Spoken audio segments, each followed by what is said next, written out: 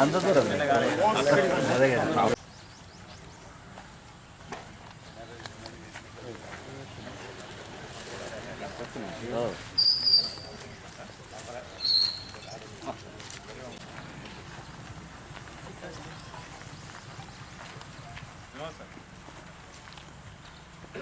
మీరు ఏడున్నారు ప్రజెంట్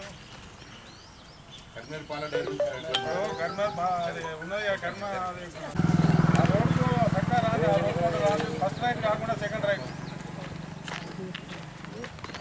మీరు అక్కడ పక్క వచ్చేటప్పుడు ఫస్ట్ రైట్ కాకుండా second right main road collector office to back side road back side road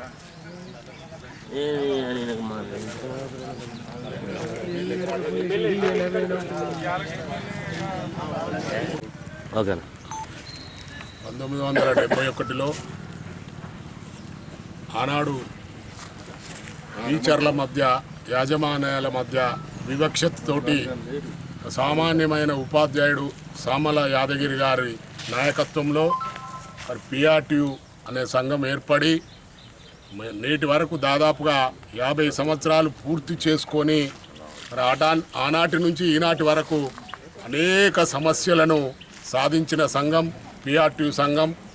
ముఖ్యంగా బదిలీలలో కౌన్సిలింగ్ విధానం తీసుకురావడం కానీ, గతంలో 010 ద్వారా వేతనాలు ఇప్పించడం కానీ, పంచాయతీరాజ్ టీచర్లకు ఎలాంటి సెలవులు పెన్షన్ లేని సందర్భంలో వాటిని సాధించడంలో పిఆర్టీయు సఫలమైన కృషి చేసి ఈరోజు ఉపాధ్యాయులు ఈ విధంగా ఉండడానికి కారణం పిఆర్టీయు సంఘం.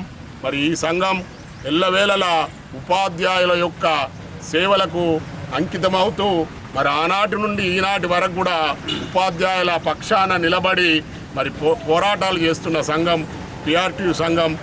పిఆర్టీయు సంఘం యొక్క ఈరోజు ఆవిర్భావ దినోత్సవం. ఆ సందర్భంగా ఉపాధ్యాయులందరికీ కూడా శుభాకాంక్షలు తెలియజేస్తూ ఇదే విధంగా ఒరవడిని కొనసాగిస్తూ పిఆర్టీయు సంఘం ఎల్లవేళలా ఉపాధ్యాయులకు అండగా ఉంటుందని కోరుకుంటున్నాం. 71 ఫిబ్రవరి 9న ఏర్పాటైన సామల యాదగిరి సామాన్య ఉపాధ్యాయుడు స్థాపించిన సంఘం పిఆర్టీయు సంఘం. అంతకుముందు సంఘాలు ఉండేటివి, కానీ కేవలం ప్రభుత్వ ఉపాధ్యాయుల పక్షాన్నే పోరాటం చేసేటివి. ఈ పిఆర్టీయు అనేది పంచాయతీరాజ్ ఉపాధ్యాయ సమస్యల కోసం, ఉపాధ్యాయుల కోసం ఏర్పాటైన సంఘం. అప్పటి నుంచి దినదినంగా ఎదుగుతూ ఈరోజు దేశంలోనే పెద్ద ఉపాధ్యాయ సంఘంగా ఆవిర్భవించింది. 80,000 సభ్యత్వంతో పెద్ద సంఘంగా ఆవిర్భవించింది. ఎప్పుడు ఉపాధ్యాయ సమస్యల కోసం పోరాటం చేస్తూ ఎన్నో జీవాలు సాధించిన ఘనత పిఆర్టీయుదే.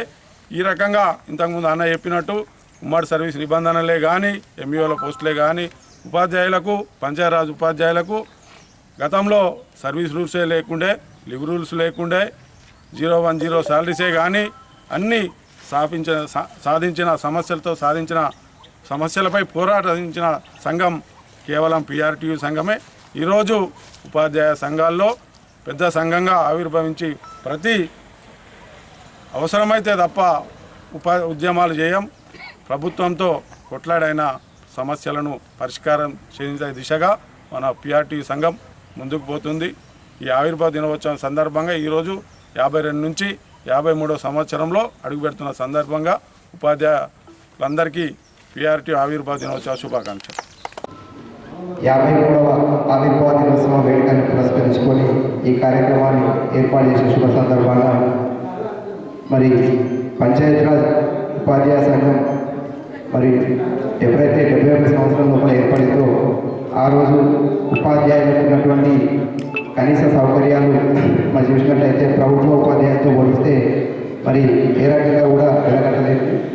అట్లాంటి సందర్భం లోపల ప్రభుత్వ పంచాయతీ మన లోకల్ బాడీ ఉపాధ్యాయుల యొక్క ఆత్మగౌరవానికి సంబంధించి అన్ని సౌకర్యాలు కల్పించే ప్రక్రియలో భాగంగా పిఆర్టీయు సంఘం ఏర్పాటు జరిగింది.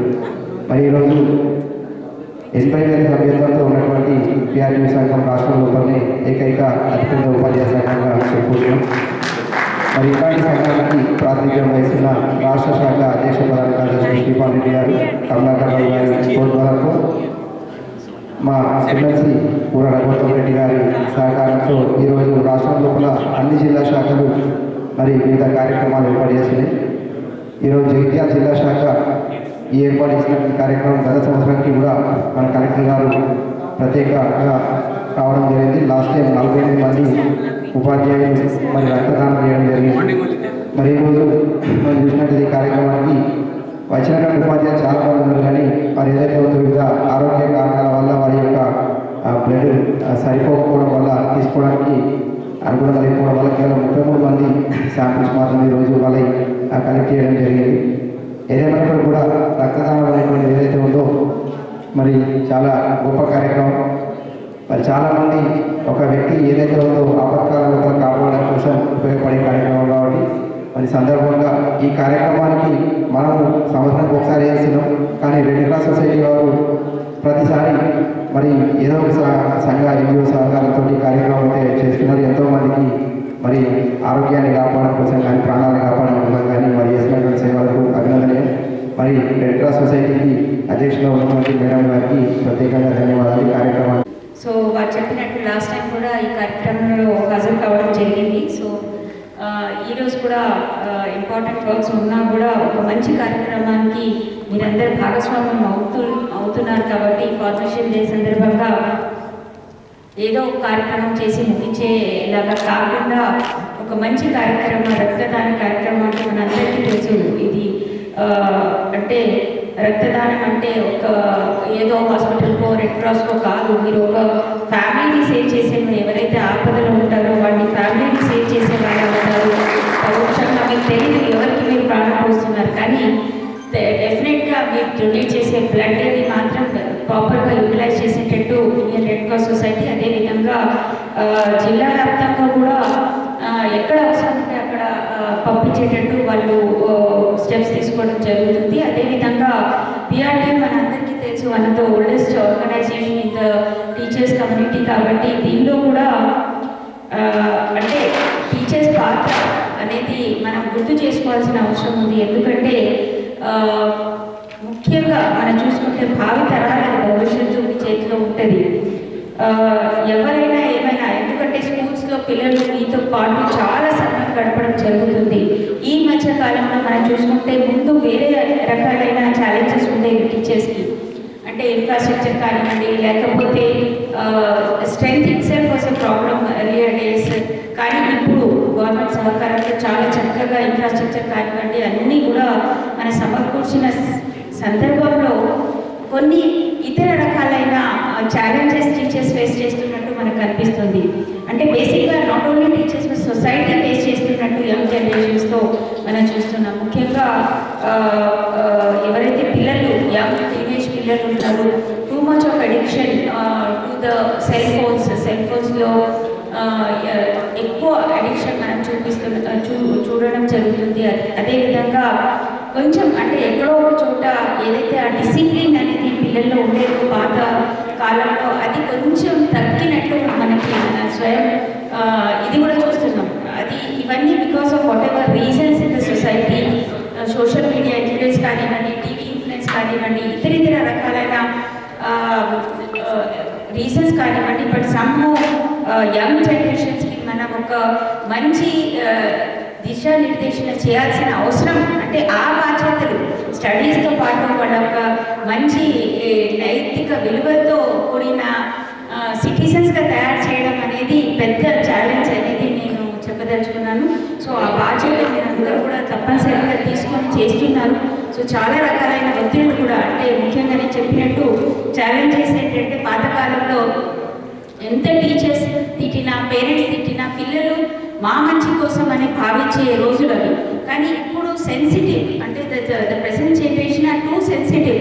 అంటే వాళ్ళ మంచి కోసం అని చెప్పినా అది వేరే రకంగా అర్థం చేసుకునే సాంప్రదాయం మనం చూస్తున్నాం. సో ఈ మధ్యకాలంలో మనం చూసాం పిల్లలు చిన్న వాటికి ఏదో తిట్టారు, టీచర్ తిట్టారని సూసైడ్ చేసుకోవడం, which are great concern for all of us. అంటే అంబాసిడర్స్గా పోలీస్ డిపార్ట్మెంట్ ద్వారా ట్రైన్ అయ్యి చాలా చక్కగా వాళ్ళు మళ్ళీ వేరే పిల్లలతో కూడా మాట్లాడి వాళ్ళందరికీ కూడా అవగాహన కల్పించడం జరిగింది.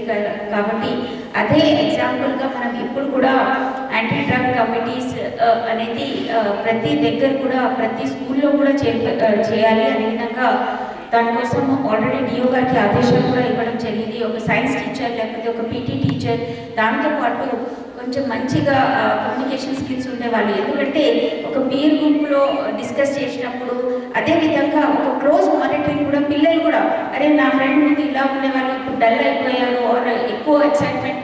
There are many such psychological symptoms or behavior changes that we see in such people. So అవన్నీ కూడా క్లోజ్ మానిటరింగ్ ఉండాలంటే తప్పనిసరిగా ప్రతి ఒక్కరిని స్టేక్ హోల్డర్స్ చేసి ఈ బాధ్యత మనం అందరం తీసుకుంటే ఇలాంటి డ్రగ్ అబ్యూస్ కానివ్వండి ఇలాంటివన్నిటి నుంచి తెలంగాణ రాష్ట్రాన్ని అదేవిధంగా భావితరాన్ని కాపాడని వాళ్ళని అవుతాం. కాబట్టి దయచేసి ఇలాంటి సోషల్ కాజెస్ పైన కూడా మీరు తప్పనిసరిగా భాగస్వామ్యం అవ్వాలని కోరుకుంటూ ఈరోజు రక్తదానం చేసిన ప్రతి ఒక్కరికి కూడా నా వైపు నుంచి as chairman Indian red cross Jagtial నుంచి ధన్యవాదాలు అర్పిస్తూ ఇంకా ఎన్నో మంచి కార్యక్రమాలు పిఆర్టీలు ఆధ్వర్యంలో చేయాలని కోరుకుంటూ నాకు ఈ అవకాశం ఇచ్చిన అందరికీ కూడా ధన్యవాదాలు.